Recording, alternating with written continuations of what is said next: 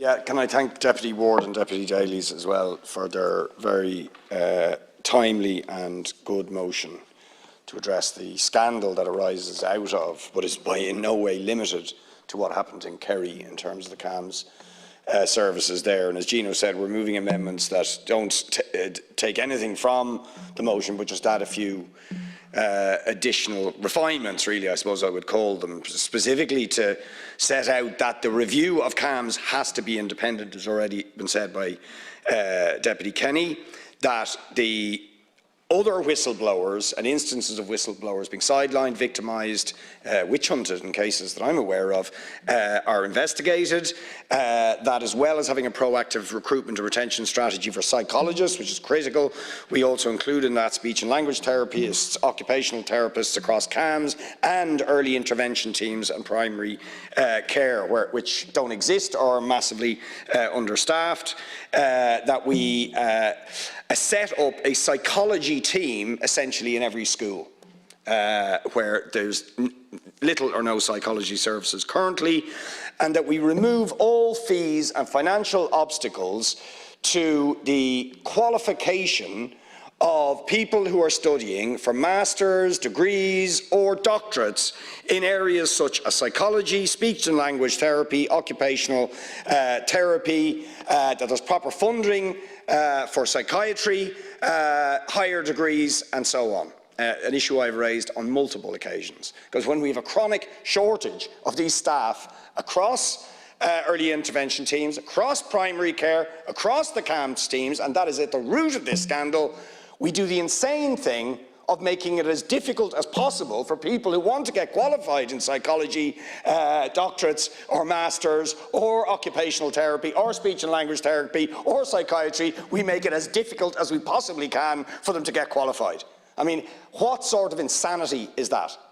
And we have said again and again, those fees, those financial obstacles and the necessary funding for those courses needs to be put in place. 46 children have had their health very badly damaged, their mental health and well-being very badly damaged by the very services that were supposed to protect them, to help them and support them. That is a scandal.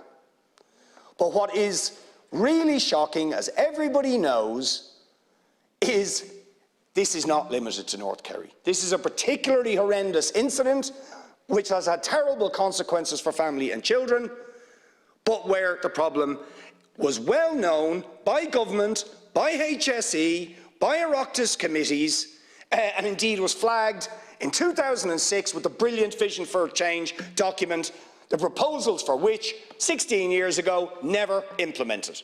In fact, effectively watered down with the shared vision document, in my opinion, because we couldn't actually implement the state-of-the-art strategy which was set out in 2006, which if we had been implemented, we wouldn't have had North Kerry and we wouldn't have had the problem we have right across the services.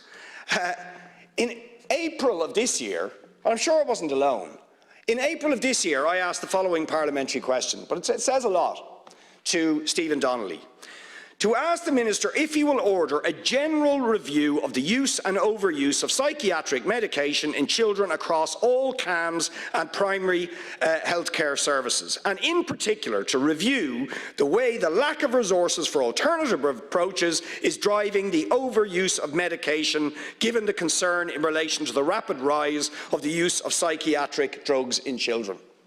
Okay, I asked that in April. Minister Donnelly didn't answer the question, but bounced it without saying essentially this isn't for me to answer.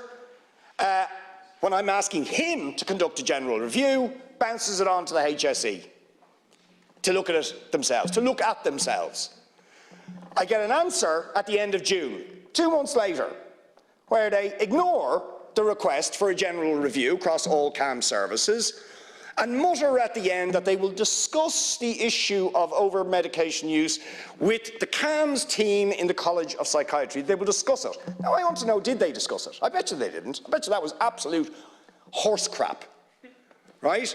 And they said that they would look at they would make efforts on the clinical governance issues. I want to know exactly what efforts they made after they answered that question. Answer, I bet, none. Okay? Because the HSE did not want to, as the case of Dr. Singh and many others, they didn't want to admit what was going on. Right? They were covering up for the fact they were massively under-resourced, and managers were trying to deny the reality.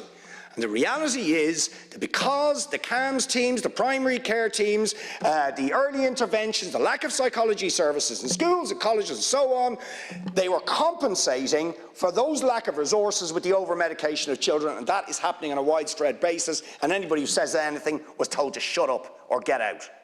That's actually what was going on. Now, we have to get to the bottom of this very, very fast, or more children will be damaged.